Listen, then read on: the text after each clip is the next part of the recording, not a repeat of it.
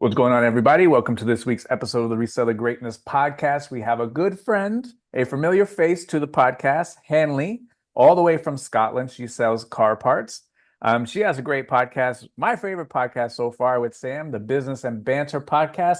I like that it's business and banter. I enjoy the banter sometime that's reseller adjacent. So business is going good. Everything is going good. I don't think you have much to report on your end, but I just like to talk to people. I like to talk to interesting people, see where the conversation goes, and people like hearing from you. So I like talking to you. The reason why I like talking to you the most is because you ask a question, I'll give my opinion, and you'll have a good pushback, which challenges me to push back on that pushback, and then you'll have a pushback, and then it challenges me to push back on the pushback. But every time I hear the best words the next day or the next couple of days, Hanley will go, "You were right."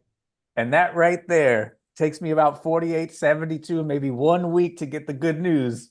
But that right there is what I do it for. So Hanley, without further ado, I'm glad everything's going well. I'm glad business is good. When we first had you on here, trickier times, but now you've come out of it. You're doing fantastic, and I love it. So how's everything with you? Good. My mother actually told me, she raised me when I was little. She said, never accept the first answer. Like, never just accept an answer. Ask questions, go find out for yourself. And then it's never beneath you to go back and say, okay, yes, you were right. So I never just accept an answer ever. I like chatting it out. I like talking to you about it though, because a lot of the questions you asked made me think for myself. And then it's not necessarily the things you said afterwards, it's the questions you asked me that Mhm. made me think, and I kind of come to a realization, and then I'm like, oh, that's exactly the same thing he said. So So it's good advice from mom, but my mom used to have to debate little Hanley back and forth all the time as well. yes, yes, my Oh, mom found me mentally exhausting, I think is a term she used once. my She, mom did too, all the way to the point where she didn't have the money and a guy knocked on the door. And back then they used to sell encyclopedias door to door. My mom paid for encyclopedias that she couldn't afford because I was mentally exhausting the questions that I would ask. I would ask, "What are clouds made of?" And she would go, "I don't know. Grab an encyclopedia, look at the letter C, and you read clouds." And those encyclopedias, I can remember a little kid in the back seat every single time where we left to go in the car. I would bring a letter from the encyclopedia and I would read it front to back when we went in the car. And that pushback, I guess that's good. Never take the first answer. That's a good takeaway from me. Okay, thank you for joining this week's episode of the Reseller Greatness Podcast. Be great. We will see you next week. bye. That's us done. That's a good Nugget nugget for the right week. there. It's funny because when I was growing up in South Africa, we had the little yellow National Geographic books. Do you know them? Yeah. So my parents bought us those every week. We'd get a new one to read. And I now have three daughters. The middle one, which unfortunately turned out exactly like me, and I Okay. bought her an Alexa. And I was like, I don't even know the answers to these questions anymore. Go ask Alexa. Uh-huh. I think she was 4, and she walked into our bedroom one day and she said to me, Mom, did you know there's fishes in the sea that's bioluminescent? And I was like, That's right. what? What does So that even mean? So when I So was a kid, they had these World Wildlife Fund binders that you can put in a binder and you can pull it out. I read every single one of those, and every single week I studied a new animal. Every week. For whatever reason, that's what I did. That was my thing. whatever keeps us busy, isn't But it? I think the encyclopedia and me studying those, which is a bolo, by the way, those binders of World Hmm. Wildlife Fund things, those are a bolo. Those sell great. I think that helped me retain information very quickly, I think, and also kept me always striving to learn and get better. I think that those two things, the encyclopedias and the World Wildlife Fund binders, helped me want to get the most amount of knowledge and always have a thirst for learning new stuff. I credit all of that to those two things. So this is great because this leads into one of my questions. So Okay. I came on this week and I said, I want to ask you questions. You always Okay. ask other people questions, yeah. So today I'm going to be asking the questions. You're going to give us all the information. I'm going to question you on all of it. I'm not going to believe a Uh-oh. single word. And then I'll come back in 6 months and tell you were right. Okay. So we were talking the other day, and like when I grew up, if you had a question about something like the earth or whatever the case or history or whatever, you have to go to the library the next day. Like you didn't just Google it on your phone. Yeah. You had to wait the next day, go to school library, or go ask your grand's encyclopedia, and then her encyclopedia was 10 years old and they've since discovered something new, and like it was a whole thing. So one of my first questions is, do you think that gaining the knowledge, because this is a big thing we talk about in the group, is gain the knowledge, right? What's going to set us apart when we're in the thrift, when we're sourcing, what sets us apart? It's the knowledge. If we have better knowledge, we can source better. Do you think that gaining the knowledge is a level playing field? Or do you think that some people have an advantage? Because I know two people who sell the same thing. One has a natural passion for it. Another person chose to sell those things because of maybe availability or practicality, and it's not going in the same direction. All right. So do I think acquiring the knowledge is a level playing field? So for one aspect, it is a level playing field because we all have access to the knowledge. It's not hidden from anyone. We all have access to it. However, I do know some people, it's more challenging to focus on it, more challenging to retain it. So I know I'm very lucky. I can read a comp and I'll know it forever. I know I'm very lucky with that, but for everything that's good, there's bad, trust me, because I'm good. I'm wired for eBay. I'm not wired to go paint. I'm not wired to think, in a, fantasy like or a nonfiction way. I can't do that. If you want to talk about, horses that talk and like I can't do it. But if you want to talk about, hey, you sit here and read this and retain this information, I'm good at that. But we all have weaknesses, we all have strengths. So do I think that it's a level playing field to acquire the knowledge? Yes, because it's not out there, it's not hidden. It's there for anyone who wants to do it, especially in terms of eBay, because we have the actives, we have the solds, we have Terapeak, we have access to keywords. Everything in the file system that we have gotten maybe from tutorials on the internet. We have gotten from, videos where we have learned on tutorials and put it into our own words. All of that stuff is there, but retaining the information, I don't think that's a level playing field. Because there's even though my memory is very good, there's people that have even higher memories like that where they could tell you, take one snapshot of a skyline and draw it perfectly. I'm not there. So do I think that retaining the information is a level playing field? No. Do I think the access to the information is a level playing field? Yes. Do I think some people may take more time, have to go over it more? Yes. And that can be, a negative aspect of it because, like, a couple of weeks ago we did I pulled out the whiteboard behind me and we did all the store math. There are some people who, after the first example, they got it. Yeah. But we did that for 4 hours. So some people, it took them 4 hours to get it, but I was on a mission to make sure every single person that was on the call understood it was going to get it. Now, is that good for the person who got it in 1 minute and they had to sit through 4 hours? Maybe not. But is it my obligation, my duty to make sure everyone understands it? And if it takes 4 hours, I'll spend 4 hours on it? Yes. But the information was there.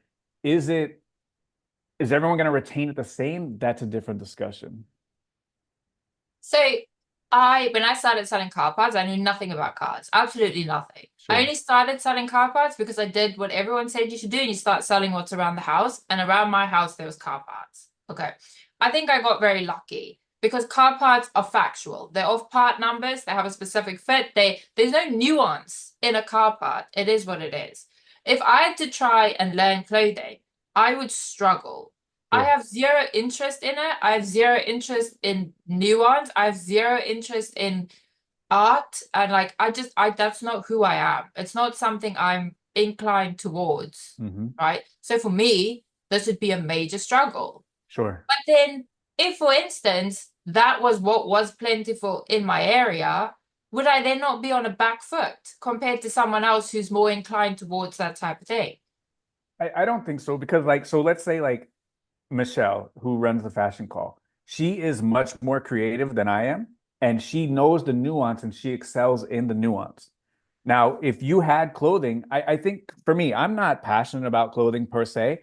So I don't have the creativity and the nuance aspect, but I could break it down just like, a manifest of a palette of car palettes or car parts, and I can go, okay, this shirt is single stitch, it's made in USA, it's 50/50 cotton polyester blend. This is the keyword, it's a ringer. It's the same thing. It's kind of just like that check boxes of all of that nuance and all of those keywords. So I think that I, I I don't think that being creative or less creative is helpful or a hindrance. I do think that maybe being creative or less creative with your schedule has more of a hindrance because if you are more creative with your schedule, a la I'm gonna have a lot of flexibility and do other kind of stuff, mix stuff in, go off on a different tangent, not be consistent, not be disciplined. That's a way larger hill to battle rather than, I'm gonna be less creative with my schedule. I'm gonna sit down, I'm gonna knock it out, A, B, C, D, E. Everything else, all that other stuff, we can learn that portion of it as long as we are less creative with the schedule. So that leads into my next question. Which I did Um, this last time. Last time I I led know, question by question. but you're going Good. out of order. So if you Oh, could I'm out stick of order to the today. order, Okay. that would be nice, please.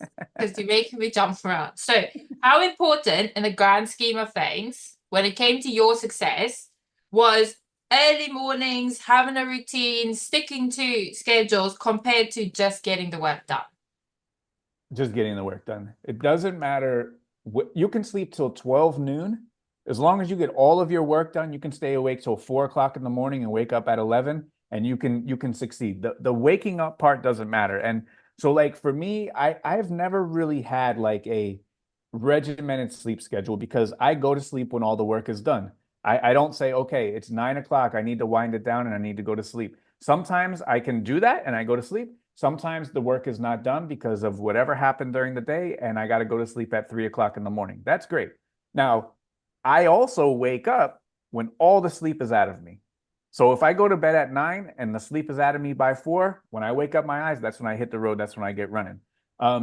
If I do have an alarm set, so like if the sleep is not out of me, and I got to wake up and I got to meet these things, that sucks for me. I should have did better the day before. So, but if I wake up and my alarm hasn't went off and the sleep is out of me and it's time to go, then it's time to go. So I don't think the time on the clock dictates success. I think having the same result every single day dictates the success. Because so there's this 5 a.m. club in the group, right? Mm-hmm. And I've been trying my best to join it. But like it's so unnatural to me. I'm a night owl. Like I'll work till 1, 2 in the morning rather than get up at 5, 6. Because to Yeah. me, we have the same 24 hours. And as long as I achieve what I have to achieve in my 24 hours, I don't think it really matters what time I'm achieving it at.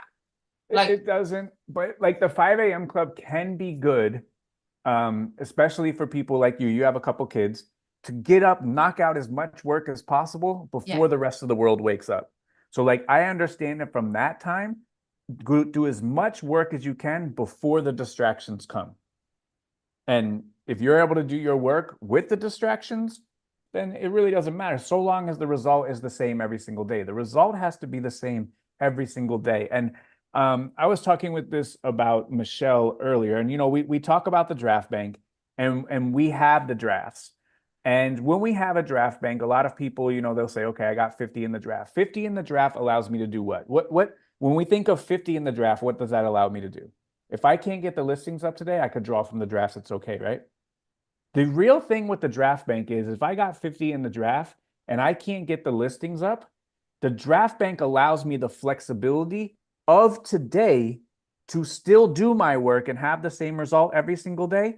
Just have that flexibility to get my listings up from the draft and I'll do my listings later. The draft bank doesn't allow the flexibility of I have too much going on today, so I'll just draw from the draft bank. Because as the draft bank gets larger, people get more comfortable.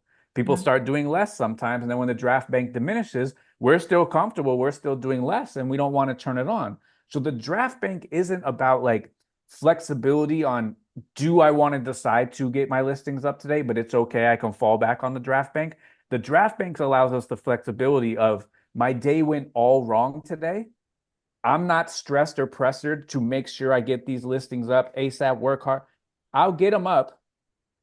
I'll draw from my draft bank. I'll get them up and then replenish the draft bank. So the draft bank allows for whatever goes wrong today. That's what the draft bank is for. It's not so much I got the draft bank. I'm going to kick my feet up for a couple of days and go on easy street because that stop, start, stop, start, stop, start. That's what hurts a lot of people. So this is interesting because I had this conversation with someone in the group not long ago where we were talking about the freedom of having your own business, the freedom of being a reseller. And I Yeah. said some people confuse the word freedom with flexibility because the two Uh-huh. are not the same thing. No. Like having your own business allows you the flexibility to do the work when you can. I Sure. do the work around my kids. It doesn't allow me the flexibility to just decide not to work. That's right. That's Like, right. I don't have the freedom of not working. I have the flexibility of working around my kids who are more important. But That's there's a right. difference. And then Huge. they say like, oh, I started reselling to have more freedom, but now I work more than ever. No, being self-employed gives flexibility, not freedom. That's right. And I think about this stuff all the time. But here's the thing. In order to get the freedom, and this is what messes me up too, in order to have the freedom, you have to do certain things every single day. Yes. Like in order to have that freedom, it is a Yeah. requirement that we do certain things every single day. So Yes. really, is are we free? No. Freedom is no. But we're flexible.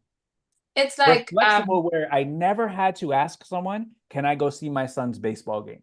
I never yes. had to ask someone, can I go see him speak at a school play because he's been acknowledged as someone that has excelled. I've never had to ask someone. So I had the flexibility to go do that. Did I have freedom? In order to have that freedom, you are required to do stuff every single day. Yes. It's like an And like oxymoron. I got into the most heated debate with someone on Zoom because I said work-life balance is earned. You have to earn work-life balance. Like working for yourself, if you want more time for you have to earn it Yeah. by putting the work in. Yeah. Like work-life balance isn't you're not entitled to, it's not something that's given to you, it's something that's earned. It means you still Absolutely. have to find the time to do the work. You just Right. get to do it around the other things that are important to you. Yeah, it's a funny conundrum. Like, I want to do this business to have the freedom, but in order to have the freedom, you actually have to do a lot of work. Yes. So, like, you don't actually like realize the freedom. It's just you just have to keep doing this Yes. stuff every single day. And then it's funny because you're like, I'm gonna be a reseller and I'm not gonna get told when to do what. I can do it on my time Right, whenever it right, works. And then you end up with eBay dispatch times and like and all these other rules you have to, and then you're like basically you're just employed now. right, That like you still got all these deadlines. right. But the alternative is for me, I didn't go to college. I had a son when I was 18 years old. The alternative is I'm working some dead end retail job and I would be absolutely miserable, and I would probably still be a roommate in a four-bedroom house paying $100 a month. And back then, I didn't even have enough money for my son to have his own bed, his own room. My son used to sleep on a pull-out couch when he was a little kid. That's where I would be if it Yeah. wasn't for having these self-imposed deadlines that, you know what, I wake up every single morning and sign up to do. This is great because one of my other questions was we get so often get stuck in the negative day-to-days of running the business. So like INADs and returns and customers are being difficult. We get so stuck in like the day-to-day running of it that we forget about the opportunities that eBay afford us. And Mhm. eBay's just afforded me a massive opportunity when we had an issue and it allowed us to now be able to purchase a home and have deposits available when needed and in a situation that could have been very ugly for us. So what is the best opportunity that eBay has afforded you? Do you know the first thing that came to my mind? What? Freedom. But you don't have freedom. I do now though. Oh, you do now. I do Yes. now. So you do get to the point where you have the freedom, but it takes a tremendous amount of work Yes. to get there. So the freedom, the options, and opportunities were the best things that eBay has afforded me. Because without that, I would have no options. I would be stuck in a retail job and I would have no opportunities. So eBay allows me freedom, options, and opportunities. And I guess freedom, like flexibility, options, and opportunities. Yes. Because I think flexibility and freedom are different, right? 100%. That's my whole argument. It's Well, like it's not the same thing. Like having your own business and eBay doesn't freedom to me, freedom means doing what I want when I want without answering to anyone. But we And have that. We have that because you can go right down to school right now and pick up your kids if you want to. If they were sick, you don't have to ask someone. You got to get someone to cover a shift. You could do a draft bank and take a 2 week holiday. We have freedom, but in order to get that freedom, we have to work for it. Like I never had to answer to anybody. I woke up and did exactly what I wanted to do every single day for over 15 years because of eBay.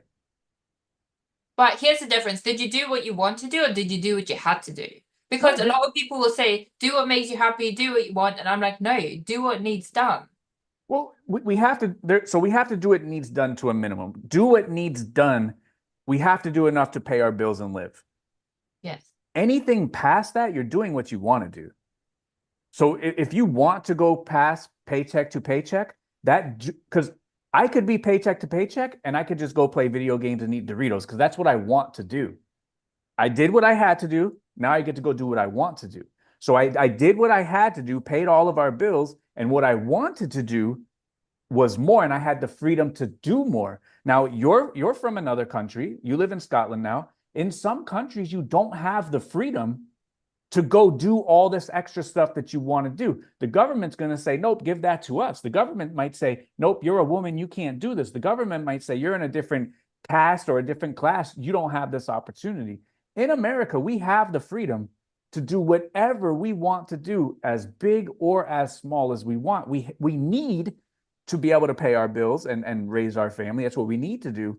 Outside of that, we have the freedom to do anything. If I want to be a hot air balloon enthusiast, I have the freedom to do so. But I I also had the freedom to wake up and do what I want to do instead of being a hot air enthusiast. I was a, enthusiast in eBay, enthusiast in, having a brick and mortar store, enthusiast in having all of these other hobbies, which I like hobbies that, are going to make money and going to improve. That's what I enjoy to do. So I think we have to do what we need to do. That's paying the bills, taking care of our family. After that, it's our choice. And some people we see them, they're happy doing the paycheck to paycheck reselling, and that's fine too. I would rather do that than work a job. I would rather be paycheck to paycheck reseller than go work a job. And they have the freedom to do that. We have the freedom to take it a step higher if we so choose.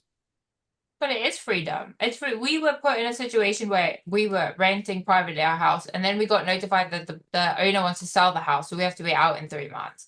I didn't want to leave. I'm very happy and settled where I am.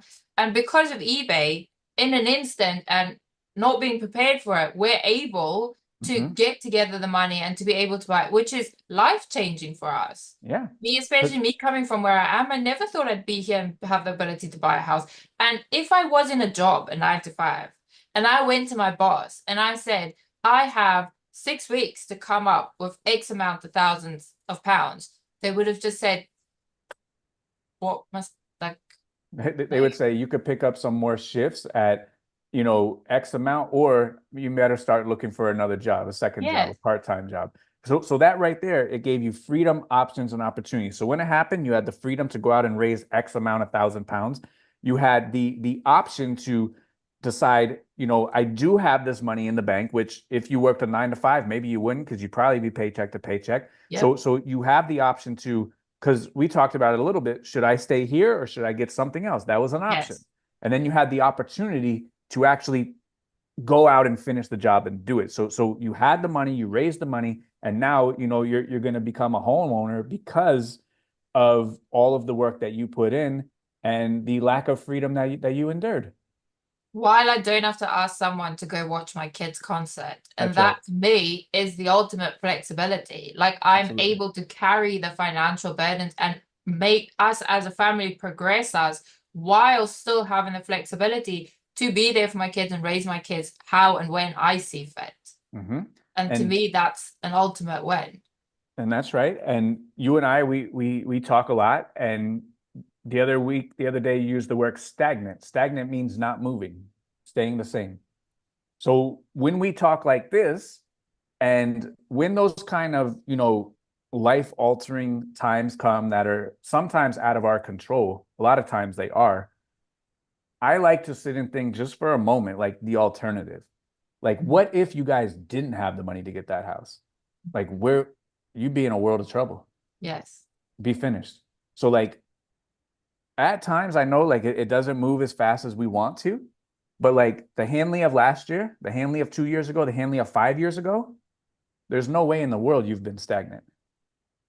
I know. And I struggle with that because I'm very impatient. Not only impatient, I struggle always to look backwards, and I focus very much on the here and now, and then I miss the actual growth that happened because it didn't happen in an instant. So it doesn't seem massive because it's gradual. And that's a big thing that I need to work on, and I need to But learn like from. you of all people, from where you've come from where you are now, that should be a pretty easy reflection. I don't think I see it when it's yourself. Like I can see it in other people. Like to Yeah. me, I always feel like I could have done better. Right. But like look at the cards you were dealt and how far you've come. Like you're Yeah, from South Africa.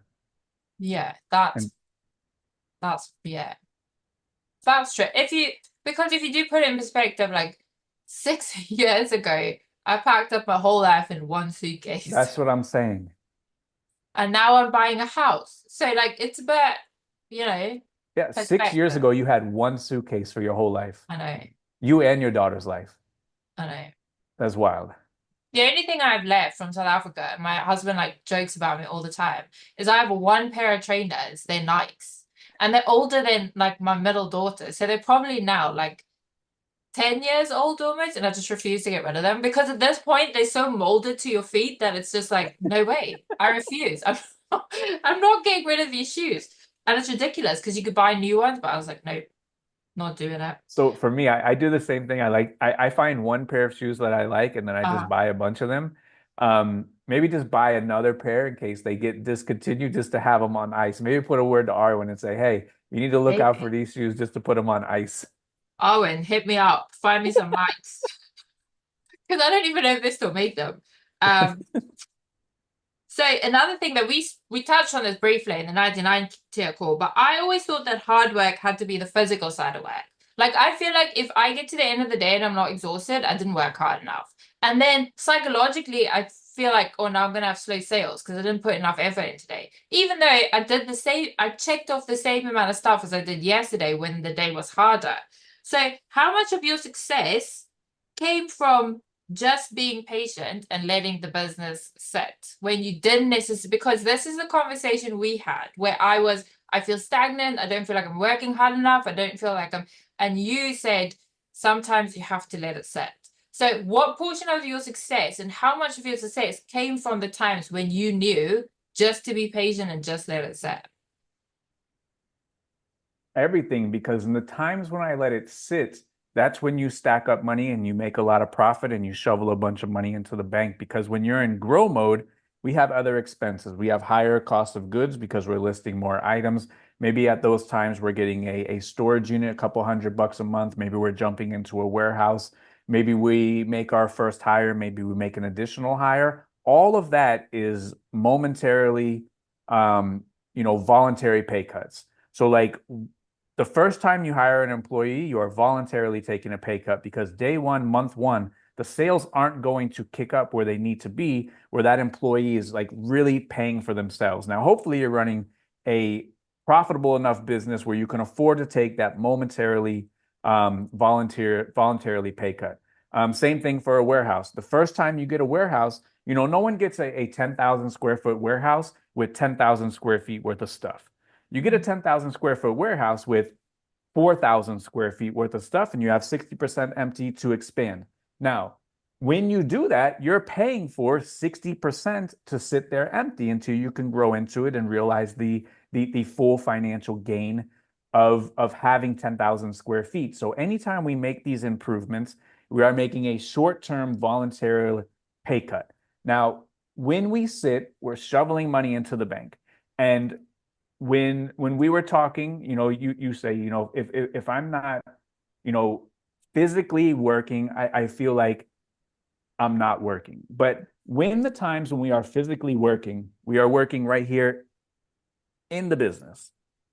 When we are on kind of those plateaus where we're making good money, the business is running on all cylinders, nothing is breaking, we're not putting out a million fires every single day. It allows us to, while we're sitting here listing, to maybe take a step behind and then work on the business rather than in the business. And when we're constantly go, go, go, go, go, go, go, go, go, go, go, we can't go, go, go, work here and work here. Sometimes we have to work here instead of working here every single day. And the times where I took a break, did my listings, stayed quote unquote stagnant, plateaued, shoveled money, that's when I did all the work right here. And I did all the work right here to figure out what next step do I need? Is the money going to be right if I do get a 10,000 square foot warehouse? What are the possibilities? How high can I bring it? Do I want to live that kind of life? Do I want to hire those kind of people? X, Y, and Z. So sometimes, especially as a business owner, we don't have to be doing this to be working. Sometimes we could just be sitting here and doing this, and that's still working too. And when we talked, you said that you didn't think about thinking as working. But it absolutely is, because in order to get past these walls, or to make sure that we don't make the wrong decision or fall flat, we have to make sure that we have a plan and we have to work. So all this stuff that people see today, I've been talking about with all of you guys for 5 years in the group. I've been thinking about all of these plans for 5 years. That's work. That's not leisure. I'm sitting here thinking every single day, what is my business going to look like? What is my money going to look like? What are my assets going to look like? What are my investments going to look like? What is it going to look like when I reach 2024, my warehouse lease ends? Do I want to do this for another 5 years when I have to sign a 5-year lease? If I do, then it's business as normal. I just need to keep doing this. If I don't, I need to think about something else. I need to think about what life is going to look like without this, what life is going to look like, how if I'm going to voluntarily say, I don't want to do this for another 5 years, freedom, options, and opportunities. If I'm going to voluntarily, take this out, what can I replace it with that is going to fill up my bank account with more money with least resistance? And the way to do it, to fill my bank account with more money, least resistance, at once upon a time, me sitting here on eBay, listing items one by one, that was the most important part of the business that I can lend myself to. Then I started networking, I started working, getting relationships, acquiring product. Now the most important part of my business is having the access to very good, profitable eBay inventory coming in at an unlimited scale. It's no longer me sitting here is the most profitable thing in my business. Now the most profitable and the most important thing in my business is the sheer amount of volume of clothing that I can get inbound. And then I figured out a way to sell it on a pallet.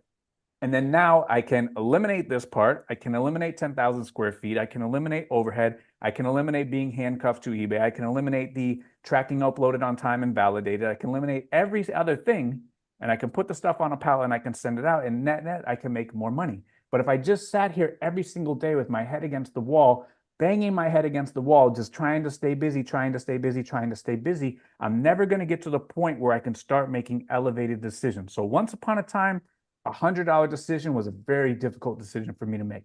Didn't have $100 to lose, didn't have $100 to spare. I had to make sure that decision went right. Eventually, you build up your bankroll, your business increases, your business matures, and then $1,000 decision becomes difficult. And now we're making $1,000 decisions. Eventually, your business matures, and then you start making $10,000 decisions. Eventually, one day, hopefully, we make it so far where we start making $100,000 decisions, where now we become homeowners. Now maybe we're signing a 5-year lease, because when you sign a 5-year lease, that's a $100,000 decision. You're going to owe $100,000 over the course of that 5 years. When you become a homeowner, you're putting your life on the line, your reputation, your signature, everything that you have, that you've worked for, that you've built on the line, that you're going to make this payment of hundreds of thousands of dollars. And then eventually one day, maybe hopefully we get into $1 million decisions. Then we get into $10 million decisions. It all grows, it all grows, it all grows. But if we stay busy and we stay right here working in the business, we cannot get past $100 decision, $1,000 decision, a $10,000 decision. So once upon a time, I would jump up and run to the gas station and meet somebody to make $50 on a cell phone. I wouldn't do that today.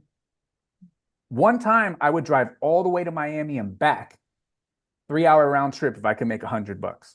I wouldn't do that today. One time, if someone called me at the flea market and said, "Hey, I got something, it's good, you can make $1,000," I would get off this podcast right now and I would go do it. But not anymore. I wouldn't do it. So the stuff that I say no to today, my yesterday self would be absolutely ashamed of that. But it's different levels because I got to different levels because I started thinking as my business in different levels in order to get there. But there's no way that I could have done it if I was just being busy. We can't work here and here at the same time. So luckily for me, I've had things in my day to day which allowed me to plug in and coast. One of those things is listing. Do all my pictures, plug in, coast through the listings, not really worry about them, not put too much effort into thinking mentally. And I can kind of tune out, autopilot my listing because I've done so many of them. And I can think about what I need to do, what's important, what I need to focus on. Another one is cutting grass. If you cut grass, you put on those headphones, you got a lot of time to think about the world. So when I jump on that mower, I cut grass, put on those headphones, I had a lot of time to myself right between the ears. When I listed hundreds of items every single day, hours a day, I had a lot of time between the ears. So it's not just, we don't have to be busy to be working. We could be busy up here sometimes too. That's important, equally as important. So I never realized that. And that's what that our conversation on Tuesday in the 1990 call, when you said to me that like thinking about your business is working. And I was just, is it? Like that seems like, what do you mean if I just sit here and think about things like that? I've never even considered that that is work. To me, work Sure. had to be physical. But And people can get trapped in too much thinking too. So we also have to yes, figure out, do I need more information or more execution? And if you need more information, then we need to think. But once we have all the information, then we have to execute and do stuff. but it's also in the thinking and in the patience and letting things sit, which I struggle with so much. And that you start to learn the value and how to make these bigger money decisions, and you get opportunities to make the bigger money decisions, and you, like you say, you develop not only as a business but as a person, and in your finances as well, because when you sit and you rest, that's when the money builds up, Mm-hmm. right? And Mm-hmm. that's when you reach new financial levels, and all of a sudden you go from having to manage a couple of thousand to managing tens of thousands That's to right. managing hundreds of thousands to That's right. managing, and that's how you go up and up and up and up. And I never saw that as part of my business. I've always kind of limited my thinking to conversations with other people, mostly conversations with you, my husband, some people in the group. I would spitball ideas. You know how I love a bright idea. That's Mm-hmm. kind of like my thinking time. I've never thought to myself that when I sit and quiet and I work on my, and I think about my business and I work on my business, that that counts as being productive. Absolutely. But you also said something very important. When we plateau and we're putting money into the bank, that does allow us to now make $1,000 decisions, Yeah. $10,000 decisions, because now we have that ammunition at our disposal where we all know people, everyone that's listening to this podcast, we know people that have never plateaued. And those people are Yeah. constantly in grow mode and they're constantly making the same decision every single day as when they did their first day on their Yeah. 10,000th day, because they never get to the point where they have that opportunity to have $10,000 to take another leap, where they have $5,000 to take another leap, because they're just constantly throwing all the money in and hoping for that payoff at the end of the day, where they can't get out of making that same decision. And making that same decision is only going to get them where? To make the same decision. They're never Yep. going to get to the point where they can make a different kind of decision. I think that's so powerful and definitely something that I've, one of those moments where you feel like you unlock another level of your brain, where you hear something and you're like, and you just, it changes kind of the course of what you're working on. And I've spent a lot of time thinking over the last couple of days. And of course, I think I still need to run it past some people because my thinking likes to go in all the different directions. But having that mindset change of thinking about your business, analyzing things, and you're very good at finding patterns and things. And I've always wondered why I don't see the patterns until someone points it out. But then I never sit and analyze and think things over. I'm a doer. Sure. Like I do. Where you, and I've spoken to Sam as well, Sam does that too. Sam will spend a lot of time looking at things, analyzing things, and she sees patterns in things that when she says it to me, oh, yeah. But I don't see it because I don't spend the time actually thinking about things that deeply. I'm more of a doer. So the the thinking portion, is that going to force you to be more patient? And Yes. is that something, because you don't like that? I don't like that. Why? Because I talked about it a couple weeks ago in the video, like when I had a chat. I don't remember where I was, but I was at a hotel and I had the chat. And it's, are you working on the business that you want, or are you working on the Yes. business that you don't want every single day? And if you're working on the business that you don't want every single day, then you're going to be making that same decision every Yeah. single day, and nothing is ever going to change. So for you, for example, you're buying the pallets for the car parts. Mm-hmm. If you were able, and right now you spend $5,000 on a pallet, right? No, I Three spent thousand, a like thousand, a whatever. thousand, a Okay, a thousand. thousand bucks. But if you were able to save up 50,000 and buy 50,000, what does your buying power get you, and what kind of business are you running then? That's But a you don't have the complete same buying power at $1,000. no, But you're no. never going to make that kind of decision unless you're a little bit patient, wait to get there, save Yes. up the money to give yourself different kind of buying power. Because a $50,000 buying power, you're buying from different people and you're buying different product and you're buying at different prices. But how Yeah. do you ever get there? You don't if you keep buying £1,000 pallets just because you want to stay busy. Sure. But you can keep buying the $1,000 pallets and the money's still going to go in the bank and the life is great. But when we're talking about making these jumps, Yes. that's where the jumps come from. And those jumps come from thinking and being patient, having that plan that, okay, I have 50,000. What is my plan for the 50,000? Or that costs 50,000. How do I make the plan to get the 50,000? All of that we need to think about. This is also when you spoke to me about I struggle when I don't have an imminent goal. Like for me, I like to have imminent goals, like things that need done now, like things I can hustle over because I like to be busy, right? So having an imminent goal is something that motivates me and push me and like gets me going. And you also spoke to me about the power of being able to save £100,000. Like, and maybe if you could just elaborate, because that was the next one of my question. Like, it's good that we know how to make money, but what's more important, knowing how to make money or knowing how to keep our money? Keep money is the most important because there's a lot of people that know how to make money. A lot of Yes. people know how to sell items. There's a lot of great people that sell a lot of great items. They don't have much to show for it after that. We have to be able to keep our money.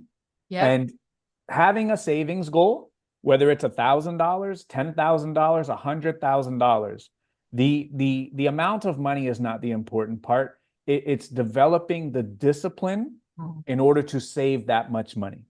Because if you have a goal to save 100,000 and you keep spending it every time you get 5,000, you lack discipline.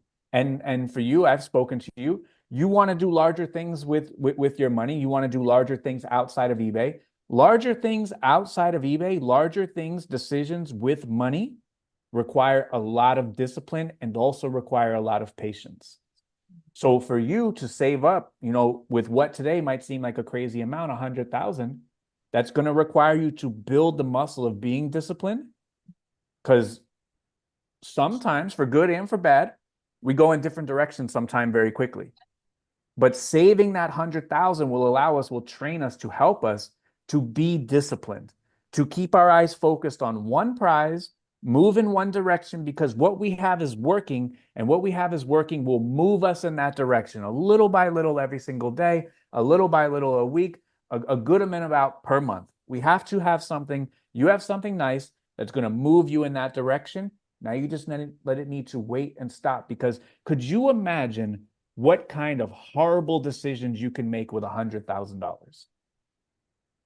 I don't even want to think about it. So when we get to 100,000, we have to be safe. We have Yeah. to be careful. We have to think about the smartest thing to do. And all the way up to saving 100,000, that's what we need to think about. What is the best thing? What is the smartest thing? What is the best vehicle for me to put in this 100,000 that's going to bring back more money to me? So all along that way, we need to practice being disciplined to get to the prize, keep doing what we're doing every single day, drill at it little by little every single day.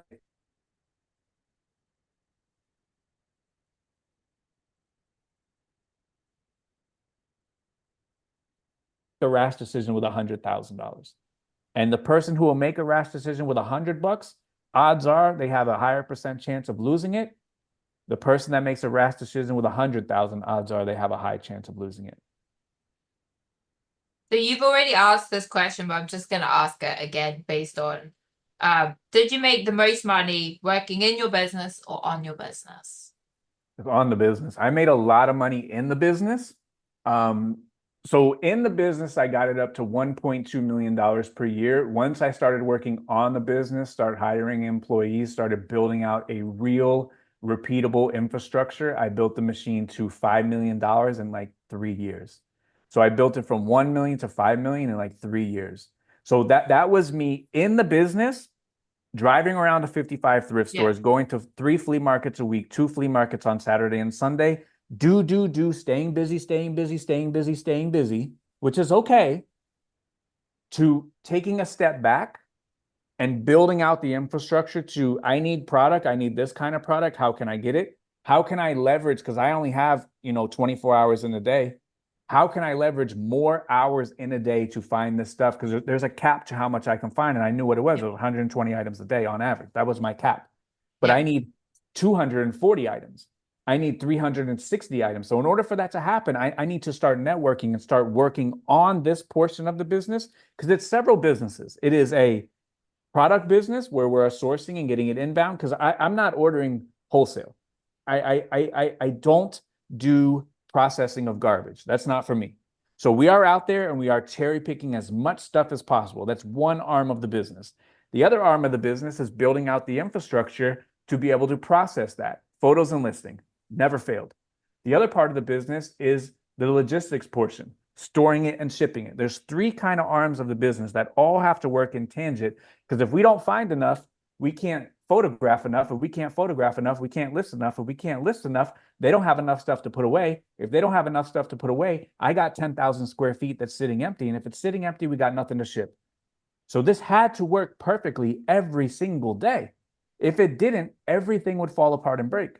Yep. So once I was working on these different aspects of the business, and then in addition, things get a little bit more complicated, where now I had to open up a brick and mortar store.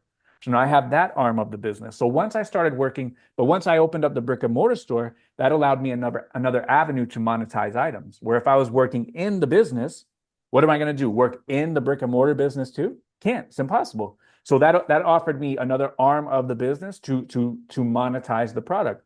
Then Whatnot came along. That offered me another arm of the business to monetize the product. And then, I started doing wholesale. That's another way to monetize the product. So if I was working in the business and just being busy, none of that would have been possible. My cap being busy was all consuming 18 hours a day, $1.2 million a year. And that $1.2 million a year in 2019 is not the same $1.2 million a year in 2024. Yeah. A lot of people believe the only way to go from working in your business to working on your business is to hire an employee. Is that true? I don't think so. What is the first, most important step to take you from working in your business to working on your business? To really taking a look at your processes. Because your processes, when you're working by yourself in your business, your processes are what? What do you mean?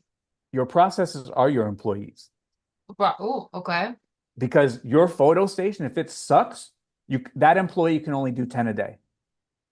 If your photo station is great, that employee can do 120 a day. So your processes inside of your business are your employees. And when you go to the photo station, you put on your photo station hat. When you go to the listing station, you put on your listing station hat. We are all of these employees, different employees, because we have to wear 100 hats in our business. But our business is only as good as what our processes are. So there are times, sounds weird, but I would be working on my computer and I would take a step back mentally and I would look at myself working on the computer. There were times where I was doing my photographs and I would step back mentally and look at myself taking pictures. That's me working on that portion of the business. Because if we're here tunnel vision, just snapping pictures, that's all we see. We can't see anything else. I had to take a step back and go, you know what? I'm literally But on 120 items, I take 2 steps this way, that's 240. I take 2 steps this way, that's 480 steps a day. That's a half a mile. I was walking a half a mile, 2 steps at a time. There was one point in time where I was taking dedicated measurements.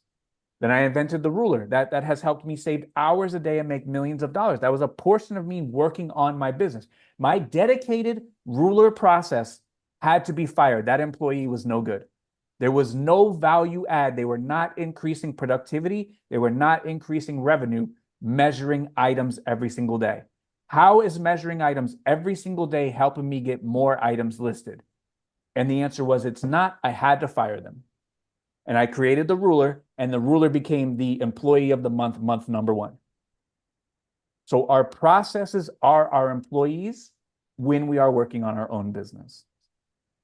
That's incredible. Like, I've never ever thought about it that way. And you're so right that sometimes when you zoom out, because as my husband is coming more and more into the business, the other day he was picking around and I was standing and packing while he's picking. And what he would do is, we have a little iPad we pick off of. So he'll pick an item, then he'll stand still and check what the next item is and then walk. And I was like, do you know that if you just start walking in the direction of the SKU while you're checking the item, Sure. you'll save like 10 seconds per item. Sure. Over the course of 35 items a day, over the course of a week. Like, eventually you're shaving like years off of your picking time. That's right. Right? That's right. Yeah. But we don't see that when we are the ones picking. Of course. Absolutely.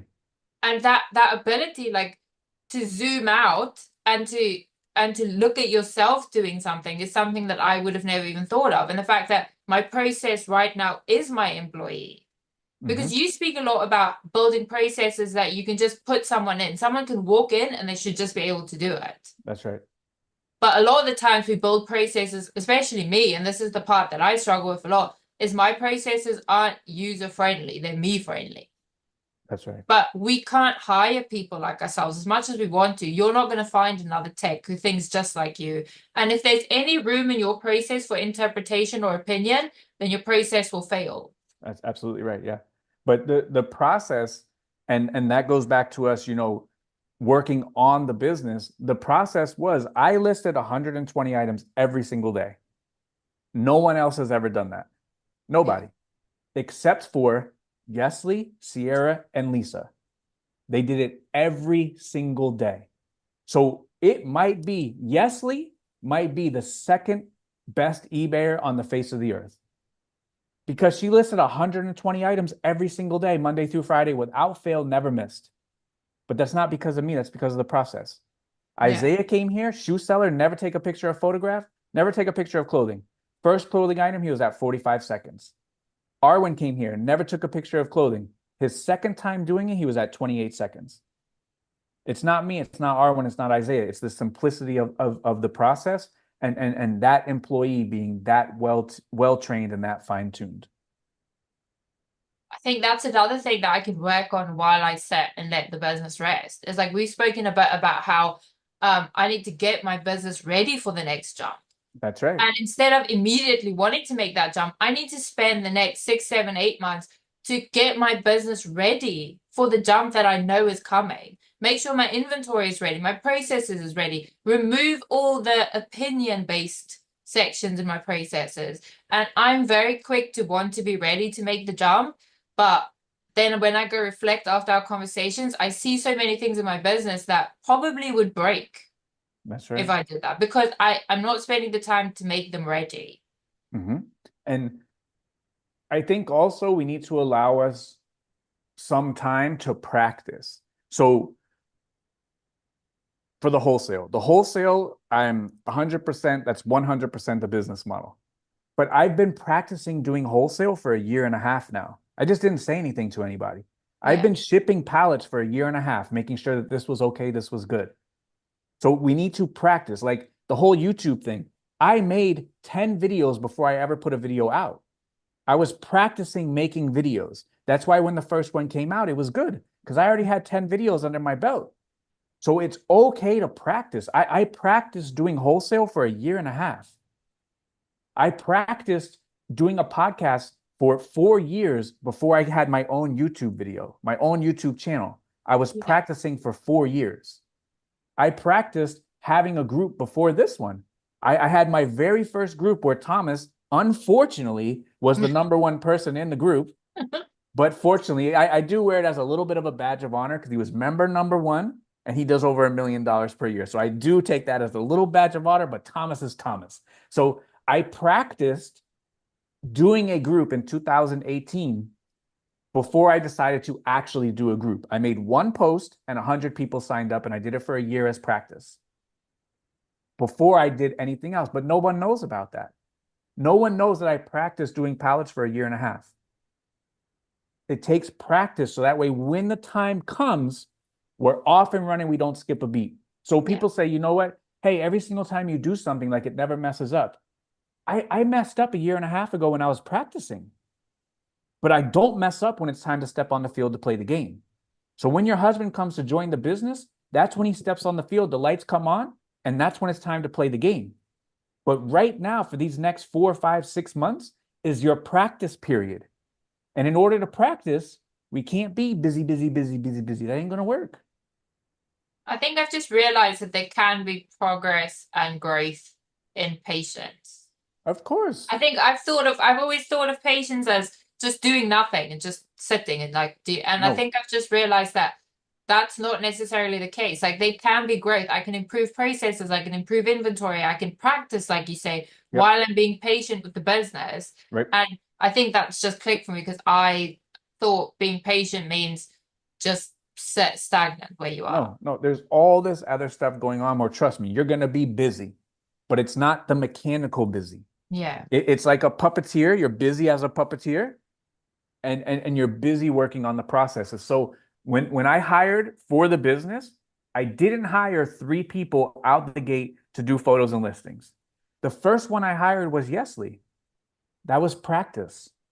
Once Yesli was able to do it, we were able to prove a concept. Then I got number 2, number 3. But I practiced for several months with Yesli to see if it actually works, if she could do it. That was practice for what I ended up wanting to do. There was no doubt in my mind that I was going to go past 1 employee, that I wanted more than that. But hiring the first one was me practicing being an employer for my eBay business. I'm an employer for my other businesses. I've got that down pat. I have never been an employer for an eBay business. I had to practice for a year or so with Yesli. And once I was done practicing and it was game time, number 2, number 3 came right after that. Yeah. It's all practice. I'm glad you brought up Thomas because he came to speak to us in the 100K call the other day. And Mandy asked him a question, and I thought that was such a good question. And I'm going to steal her question because at the time I wanted you to answer it as well. But so I'm going to paraphrase. But her question was basically, what part of the business or process or factor or category in your business do you attribute most to your success? So do you think it was the sourcing, the processing, the way you listed, the way you used eBay tools? Like what part of your reselling business, what section of it do you think carried the most weight? So I'm going to answer in 2 parts. One part, I believe that the product was paramount. If you have really good stuff, the other stuff becomes much easier. You don't have to put lipstick on a pig all the time. That's harder to do. So I think the product, first and foremost, in my opinion, was the most paramount. However, I talk to Isaiah pretty often. And what Isaiah sees is that I had the best product. I would go to the most places, the most often. I would list the most. I would do the most of everything else. So he says, like Thanos has all the rings. He's like, dude, you have all the rings. You have best process, best amount of get out and go, best amount of get it done every single day, best product, best knowledge, most opportunities. So all of that in combination leads to the success. But I think that I could get out and go. I could have the best process. I could have the best engine that never stops. But if the product is lackluster, I don't think it's the same result. So I think it's all very important. And maybe I'm lucky to have that engine that wants to be the best and maybe is capable of being one of the best. But I think it all starts with having the best product is like a head start. because then you don't have to worry about repairing. You don't have to worry about refurbishing. You don't have to worry about all this other kind of stuff. You don't have to worry about polishing it or upselling it. Having the best quality stuff that you can get is a head start. So like when you're running a race, I'm 10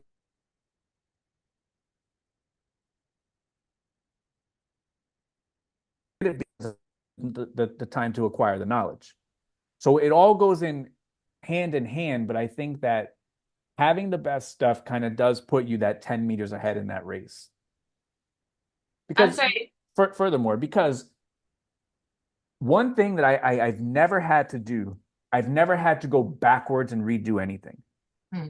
And when we have to stop and go backwards and fix stuff, stop and go backwards because some is broken, stop and go backwards because something went sideways in the process, we're not going forward.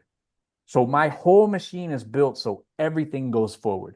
How many times have we stopped and started over where if we could have just went forward, we would already be done with the race. But when we stop and start over, we walk right back to the beginner and we wait for the guy to blow the whistle and start the race again. And now when we start the race, it's not us sitting here with 1 year experience. It's us sitting here with day one experience because we're starting over for a reason. We're Yeah. starting over because something wasn't working. And we're starting over as a day one trying to figure this out again. And I never had to do that part of it. I also think like I see a lot of people who want to make a change in their business, and then instead of just making the change from now on out, they go back and undo everything they did previously. That's right. And instead, where I've had to chop and change my model a few times, but I've never gone back and changed what I did previously. I just started from here on out, I'm going to do this.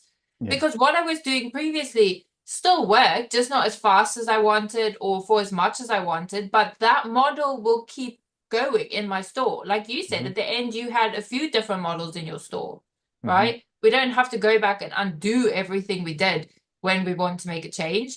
But something that, especially in the UK, and I think in Australia as well, when it comes to sourcing, is there is quite a struggle for people in certain categories to deal with their sourcing. And I wanted to get your opinion on how important is the scalability of your sourcing to your success? Because if you find a way to source, but you know that way you're not going to be able to scale that, is that not just a roadblock in the business? Like, can you really grow a business if your sourcing is not scalable?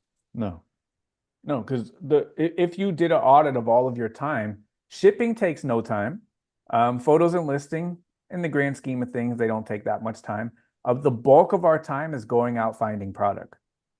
And if you can't find product, then you sure enough don't have to audit how much time it takes to ship because you don't have nothing to sell. If you can't find product, you don't have to audit your photos and listing because you don't have nothing to list. So the most amount of time that we spend in our business is going out sourcing, trying to make relationships, and identifying good product streams. So I think that if you see that, there is a dead end or a cap on the product, then there is a dead end and there is a cap on your business. You have to make sure that that cap is more than what you need. And if it's more than what you need, great. If you have aspirations to go further, then you have to go past that. You have to climb that wall and go somewhere else. So when Arwen came over here, obviously it's very different over here. And he said that at the flea market, people are running like a flea market business. Like that's their business. Yes. They go to the bins and they come here. There's a table full of 50. No problem. Where over there, it's more people, cleaning out their personal stuff, and Yes. that's great too. So like the repeatable thing is a little bit more difficult. However, Arwen asked me 10,000 questions while he was here. I answered 9,999 of them. The best answer that I gave him sometimes was, "You'll figure it out." Mm. And that's what a lot of people have to do. A lot of people have to figure it out. And figure it out is code for Arwen has to get off his butt. If the car boot sale is not going to give him what he's looking for, he has to get off his butt and go try something else. And to his credit, he's been knocking on the doors at rag houses. He's been looking for suppliers. He's been on the phone trying to order product from America. If you're in the UK, if there's product not in the UK, you have to go somewhere else. Arwen's talked to people in Spain. Arwen's talked to people in Italy. Arwen's talked to people in France. If you're in the UK and it's not in the UK, you got to go somewhere else. If I'm in America and it's not in America and I want to build a business that is capped past America, I have to figure something else out. So whether we have to knock on doors, whether we have to go to 10 car boots, where we talked to a guy the other day, he said he goes to 10 car boots a week. Mm. Nobody wants to do that. But in order for him to run that business, and he does very Yep. well, he goes to Yep. 10 car boots per week, and all day he's online acquiring product. Is that what he wants to do? No, I want to walk outside and just have $100 bills slap me in the face. That's what I want. But it's not going to happen. It's not going to happen. So there's a cap on everything for everybody. There's a cap on me here too. I need more product than what my thrift stores would allow. That's why I had to start going into rag houses. Once I started going into Yeah. rag houses, I needed more product than what my thrift stores, my flea market, and my rag houses would allow. Now I'm getting product from Miami. I need more product than what my thrift store, my flea market, my rag house, and the Miami rag house would allow. Now I'm up in Orlando. Now I'm in Tampa. I'm all over the place getting product because I have exceeded what it will allow me to have. If you live in the UK, you live in Australia, if you have exceeded what they will give you, you have to figure it out. You have to try something else, go in a different direction, talk to different people, shake a different person's hand, go to a different sort of outlet in the grand scheme of things, in the lifeline, in the stream of product. Donation, salvage, recycle, refurbish, all of those things along the way, someone has an opportunity for you, but a lot of people stop at donation. Yeah. There's a lot of other places. I go to the number one shoe seller. He works donations, but he also works recycle. He also works wholesale. He also works liquidation because just donation alone isn't enough for his machine. He's got to do liquidation. He's got to do recycle. Next, he might do refurbish. I don't know. But he's got to figure out how to get more product. We all have a cap. Once upon a time, my thrift store that's 1 mile away was all I needed.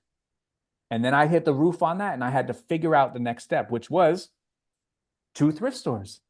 And then it was three thrift stores, bright idea. Then it was flea market, bright idea. We got to get to the next step once we get to these next levels. So for you, there will become a time where Scotland, you exceed everything that you can find in Scotland. Where are you going to go next? UK, Wales, Spain, Italy, United States? You got to figure it Exactly. out. Yep. When you were starting out your business, I'm speaking specifically of when it was just you, when like in those years until you hired your first person, how much consideration or time did you give to your rate per hour you were earning in your business? Because people refer a lot to, well, I make more than that per hour, or that's not in my rate. So how, because to me personally, I've never figured I've out never how much I considered it. make per hour. I've never considered it ever. I have a graph where I have how much profit I have per month, per week. Yes. That's what I focused on. Because I knew if I did everything I was supposed to do, that will come on average net where it's supposed to be. Where if I got so caught up in the rate per hour, so like for me, like what happens if in 1 hour I listed all these shirts? These shirts are worth what they're worth. But what if in an hour I listed all rare polo purple label? Does that mean like I'm worth the rare polo purple label that I listed for the last hour? No. I'm worth the average of what my time in the business spit out at the end of the week. That's what I was worth. And if you want to be worth more per hour, your business better spit out more at the end of the week, meaning you better find better stuff or sell more stuff.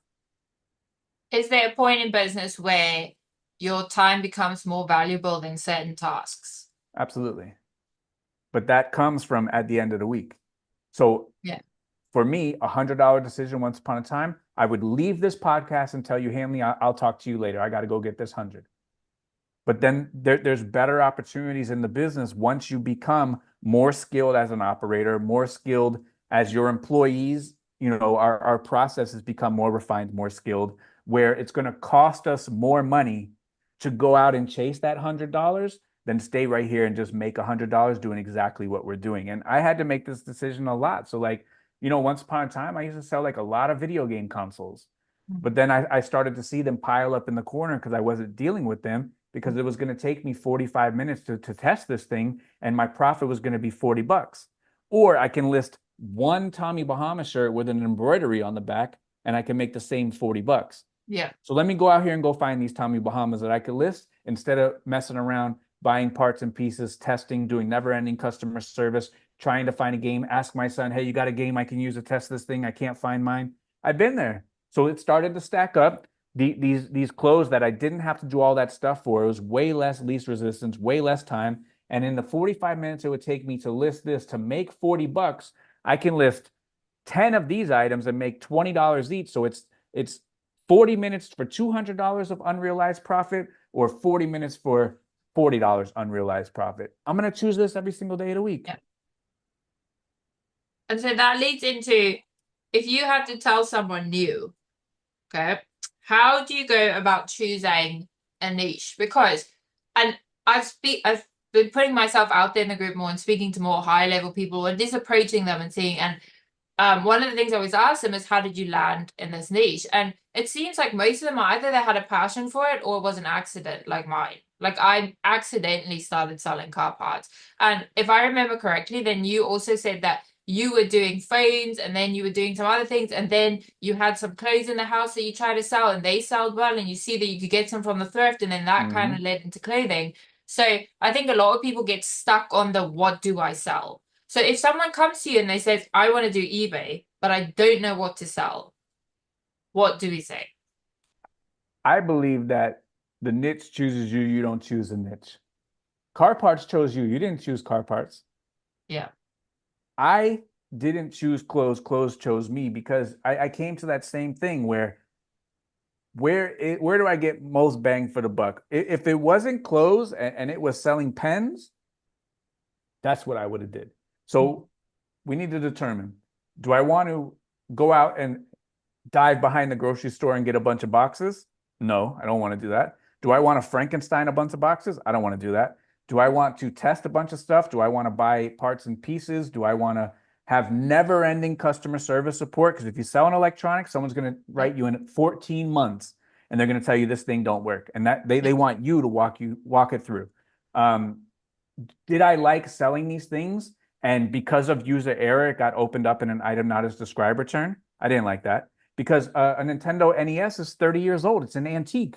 A Nintendo NES is an antique, and people are upset because that thing doesn't fire up the first time. If you know anything about Nintendos, you got to blow in the cartridge, you got to push it side to side, you got to work it a little bit. That's how a Nintendo works. It's 30 years old. By this time, it's almost 40 years old. And because it doesn't turn on automatically like a PlayStation 5, it's automatically item not as described. That's not the case. Yeah. You just don't know how to finagle it and get it in. I got tired of that. And then I got tired of them throwing it in a box because they thought it was a piece of trash. And then it arrives back to you broken. Yep. And now I'm underwater on this deal. Yep. So for clothes, they don't need tech support. They don't need customer service. You don't need to finagle them. They don't need instructions. No one's going to message me in 14 months and go, how do I wear this? Not going to happen. And if someone doesn't like it, they can return it and it's not going to break in the mail. Yep. And I can find it everywhere for cheap. And over here, I gotta hunt for video games because they're hard to find. Everyone knows Mario is worth money. Everyone knows Yoshi is worth money. Everyone knows Zelda's worth money. Pokemon, they all know it's worth money. It's harder to find, and I got to pay more money for it, where this stuff is easier to find, and I could pay less money for it. I don't have to deal with all that other stuff. And that's how it was chosen for me. It was an obvious decision. I think that was the same for me, and the same from what I've heard from most people now, is that they just kind of fall into it. Like you just kind of go in that direction. And maybe some not as clear cut as me, who from the start just sold some car parts, but they would start selling other things, sell one of a niche and go, oh, I like this. This is easy. This works really well. And then you just kind of go with that. So for anyone who's saying, well, I want to sell on eBay, but I don't know what, start with what you have. Sure. That's always a great place to start. And in some of the older videos, and one of the first things you've ever said about how to build a profitable eBay business is find what's plentiful and profitable in your area. Because as much as I want to sell gold bars, I don't have any. Unfortunately, I don't. Yeah. I wish I did. I don't. You haven't nailed down the wholesale supplier for gold bars yet, right? I haven't built the mine yet, but maybe one day. But like, it's also about what's available. As much as I would love to pack clothes instead of car parts, that's not the direction I'm in. Do I envy people who throw stuff in poly bags and post it? Yes. Do I want to go through that struggle just to get that? No. I'd rather just do what I know and what I'm good at. And again, choose your heart, right? That's it. That's kind of just become my slogan in life now. I would much rather, if I had my way, I would much rather sell Pokemon video games all day. They sell immediately. You Yep. throw them in a poly bag. I would love to do that. Unfortunately, it's not reality. No. So I have 5 more questions. Let's roll. Um, how come did you last 15 years in reselling and then willingly chose to retire when so many other people fail within the first 2 years, including me? When I joined the original group, my first conversation was, my business is failing and this is my last shout. Like, I'm Mhm. going down. I'm standing on the flag post, like we're barely above water. I'm like Jack Sparrow, it's going bad. And I was about to go down. So what made you different? How were you able to do it? Not only did it successfully for 15 years, but then eventually just choose to walk away from it. It's very, very easy. It is because I only have um I only have $35 in my business. That's it. Because I did techonomics since flip number one. And if I did that video techonomics, every single item, which I did, I had the margin to do it. I've only put $35 of my own money into the business. Every single dollar after that was the customer's money. The customers bought this house. The customers paid all of my eBay bills. The customers bought my poly bags. They paid for everything because every single item that I bought was $5 into 25, was 8 into 30, was 35, getting the money back by two more. Ask me the number one reason why my business was failing when Go I ahead. joined Nicole. What's the number one reason? Because I had made debt to keep it afloat. That's right. And you have to keep pulling money out of your pocket to run Yep, your business. So nowadays, how much money do you pull out of your pocket to run the business? nothing. Nothing. Do you The know how business much it? puts money in my pocket. So there have been times for my other businesses where like maybe I wanted to buy a bucket truck and a bucket truck could be $80,000. Yes. So maybe I don't have $80,000 working capital at the time, but I have a big deal. It's going to come through. Do you know how much it would pay me to pull like $20,000 out of my own pocket and put it back into the business so that way we could buy the bucket truck? I only did that one time. After that, I said the business is paying for everything else. It killed me. I remember to this day, I was counting the money at the bank, and every single time they counted another bill, I died a little more inside. And I said, I will never use my money again to pay for something that the business needs. So if your reselling business didn't work out, all you would have lost was 35 pounds. $35. Dollars. That's it. And That's the very reason why it works out is because I have that margin. I get my original investment back, and my original investment goes right back into the business. I'm not pulling money out of my pocket every single day for the business. And whenever I increased my listings, we're going to come full circle here. When I increased my listings, did I have to pull money out of my pocket?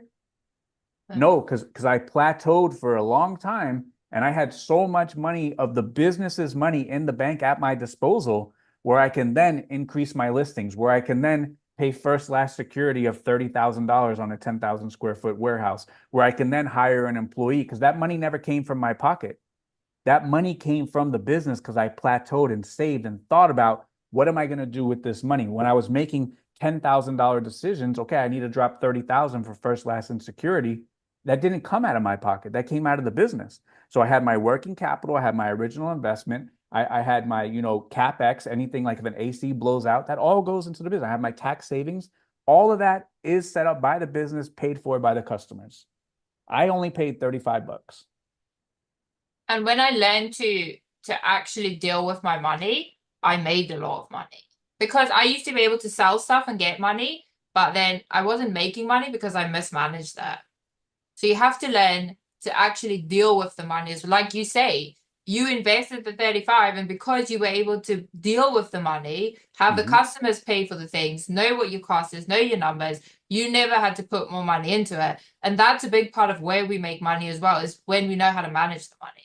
That's right. And for you, since all it does is make you money, you don't have to pull money out of your business, is that you can now buy 2 pallets next week and the business is going to pay for that. Now your business doubles by 2. Yeah. Did you have a mentor? Unfortunately, no. I've never had anybody in my life that was successful. I guess monetarily, I've had to figure out a lot of stuff the old-fashioned way, unfortunately.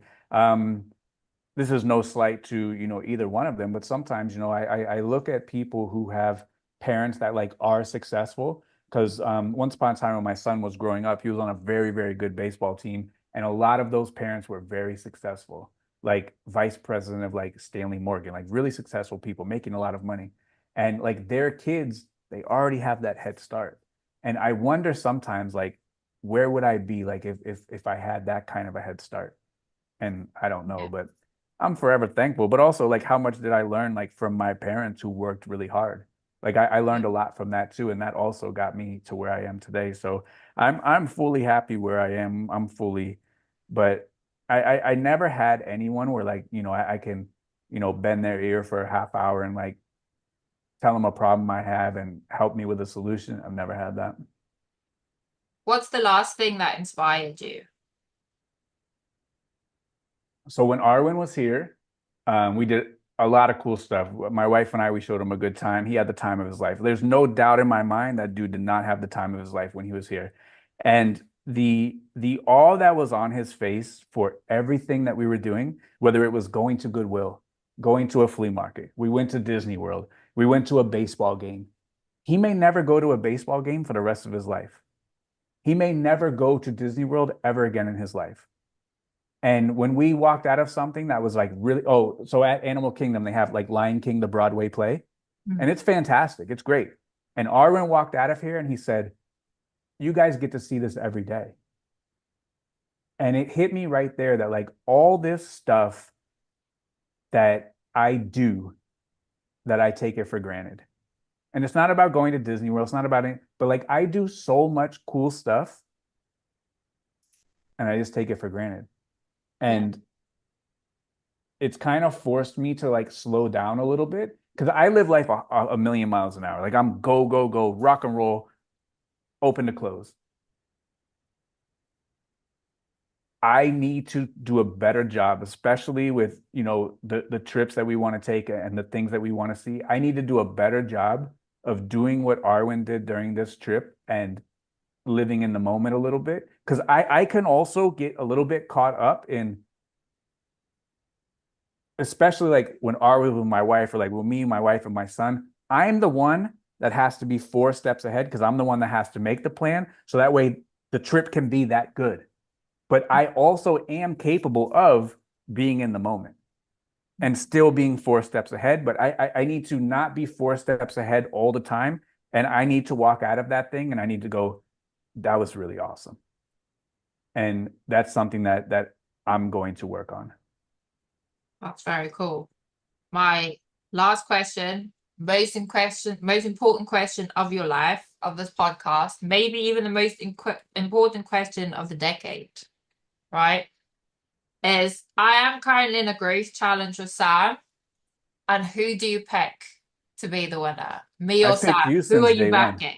No, it was you, Sam, Tom, and Mel. I picked you since day one. On that original media call, I picked you without Tom? hesitation.